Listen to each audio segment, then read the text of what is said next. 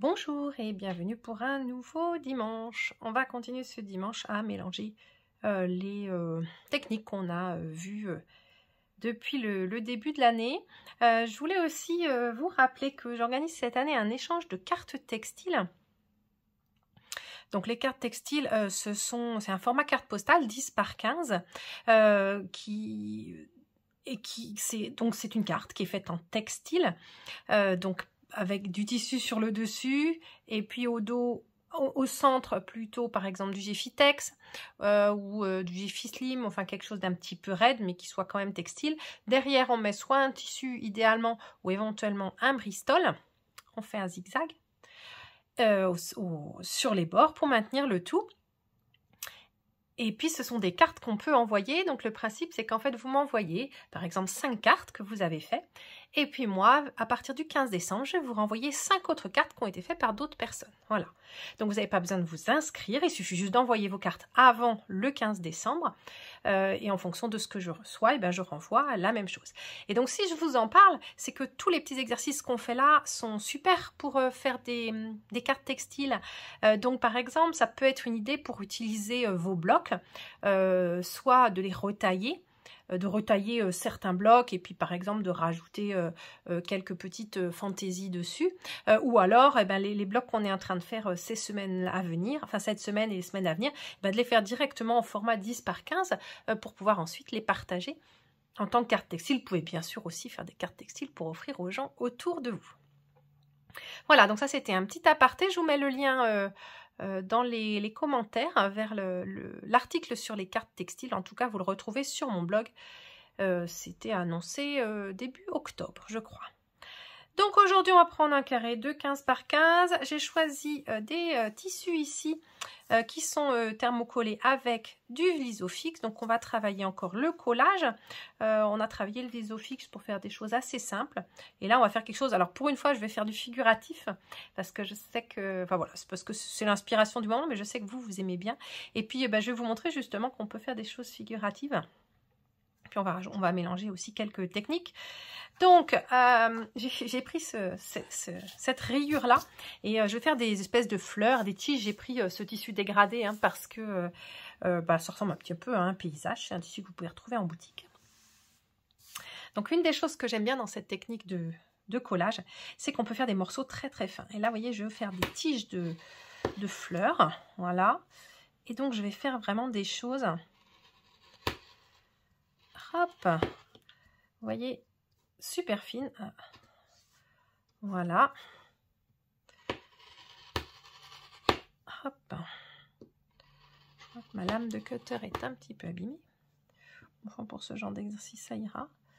Voilà, donc vous voyez, on peut faire vraiment des choses très très fines qui sont quasiment impossibles à faire avec de l'appliqué plus traditionnel. En tout cas, moi, je ne le ferai pas. Voilà. Alors, en voilà, je ne sais pas combien je vais en faire. Allez, 5 ou 6. Hop. Voilà, et encore une ici. Voilà, c'est sympa le côté rayure parce que justement, ça donne aussi des rayures. Alors, j'aurais peut-être dû enlever mon papier protecteur avant.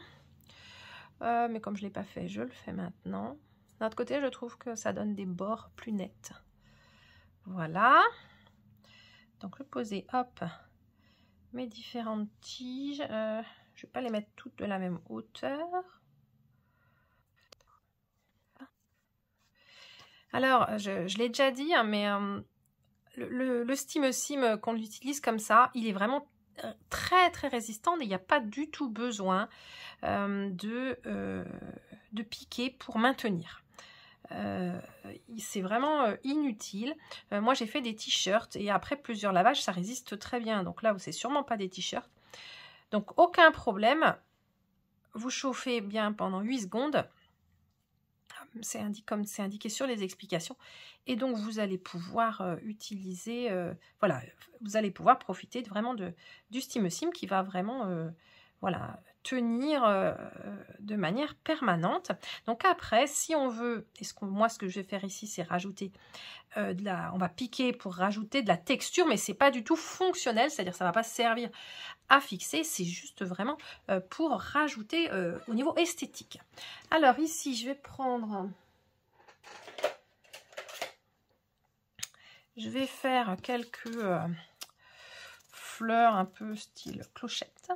Enfin, c'est pas des clochettes d'ailleurs. Je sais pas comment on va appeler ça. Des fleurs. Hop.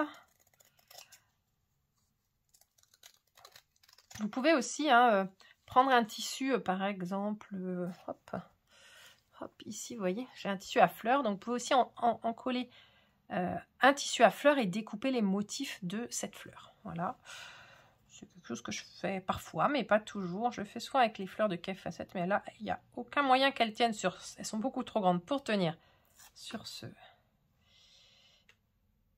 petit projet. Voilà. Prendre un autre tissu. Varier un peu les tailles. Je vais garder la même forme de fleurs. Petite chose aussi, quand vous faites des compositions, souvent, on ne peut pas tout changer, c'est-à-dire que... Enfin, ça dépend. Mais en tout cas, si vous avez peur d'être un peu submergé, quand vous faites des choses comme ça, variées, avec plein de tissus, évitez qu'il y ait trop de formes. Donc voilà, si vous avez plein de tissus différents, limitez peut-être le nombre de formes. Et au contraire, si vous avez peu de tissus, du coup, vous pouvez varier les formes. Ça évite des fois de se sentir submergé et d'avoir quelque chose qui manque un petit peu d'unité. Voilà, mais c'est aussi très personnel. Hop.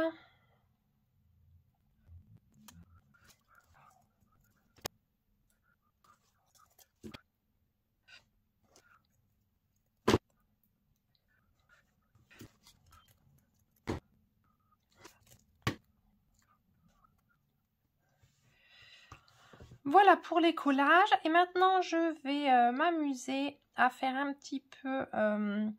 je vais faire des points comme ça droits pour faire un peu d'herbe en dessous. Voilà, donc je vais le faire à la machine. Et donc soit en piqué libre, vous pouvez faire soit en point droit, en faisant des allers et retours et en décalant un tout petit peu. Vous pouvez vous amuser à ça. Et puis je vais aussi rajouter un tout petit peu de fantaisie. Alors ici je prends des morceaux de soie de sari, mais vous pouvez aussi utiliser du tissu normal, enfin du tissu patch, ou alors un vieux, par exemple, des foulards. Vous savez, des fois on a des foulards de soie synthétique qui est très fin, qui sont un peu cuits. Et bien du coup, vous pouvez utiliser quelque chose comme ça, surtout quand on travaille aussi petit. Alors ce que je vais faire, c'est que je vais juste le mettre comme ça. Donc j'ai des bandes que j'ai déchirées. Je vais le mettre ici et puis je vais piquer ici comme ça, hop, un point. Voilà, et vous allez voir qu'après on va faire un petit nœud. Donc j'en ai pris comme ça, je vais essayer de trouver une autre couleur peut-être, ou je vais en faire que 3 ou 4. À voir, en tout cas je passe à la machine et puis je vous montre le résultat. Alors nous revoilà, j'ai d'abord fait de l'herbe violette, parce que pourquoi l'herbe doit toujours être verte. Là j'ai juste fait à la machine avec mon pied normal, en utilisant la fonction retour, aller, retour, puis en tordant un petit peu. Voilà, ici par contre je me suis amusée à faire un petit peu de piqué libre en vert, donc ça peut aussi être un moyen pour vous d'essayer. Bien sûr j'avais d'abord tout collé au départ, me coller mes fleurs et tout qui étaient thermocollées, donc j'ai bien fixé. Et puis donc ici à la base, on va dire de mes tiges, j'ai fixé mes petits rubans. Alors ici c'est de la soie, ça c'est un reste de voilage. Et donc l'idée c'est, moi je fais un petit nœud comme ça, voilà, je fais ça des nouettes, hop. Et puis là, je vais les recouper parce qu'elles sont un peu grandes. Mais vaut mieux pas trop les couper trop court avant parce qu'après, on a du mal à faire le nœud. Hop, voilà. Et je fais pareil avec celui-là. J'avais dans l'idée de vous faire un bloc uniquement là-dessus. Et puis finalement, c'est mieux de l'utiliser avec autre chose. Mais je trouve que ça donne de la texture. C'est assez rigolo. Ça peut s'utiliser sur pas mal de choses. Ou si vous faites des petits personnages, des choses comme ça. Donc le plus facile, voilà, c'est de fixer en fait avec un point à peu près au milieu de votre petit foulard ou voilà, votre petit morceau de tissu. Vous faites votre nœud. Et puis ensuite, hop, vous recoupez à la taille que vous voulez. Vous pouvez couper en pointe, par exemple, les bords ou pas. Hop, ce sont juste des bandes effilochées, alors ça pourrait se faire avec du ruban de, comment ça s'appelle, je vais faire un peu plus petit, avec du ruban d'organza par exemple, mais avec des petites chutes pourquoi pas de batik aussi. L'important c'est d'utiliser alors un tissu léger, mais après ça dépend aussi de la taille de votre ouvrage, mais par contre un tissu qui a un joli envers ou qui n'a pas d'envers comme ici. Et ben voilà, mon petit parterre de fleurs fantaisie est terminé. Et c'était donc le blog du dimanche. Et je vous dis à la semaine prochaine.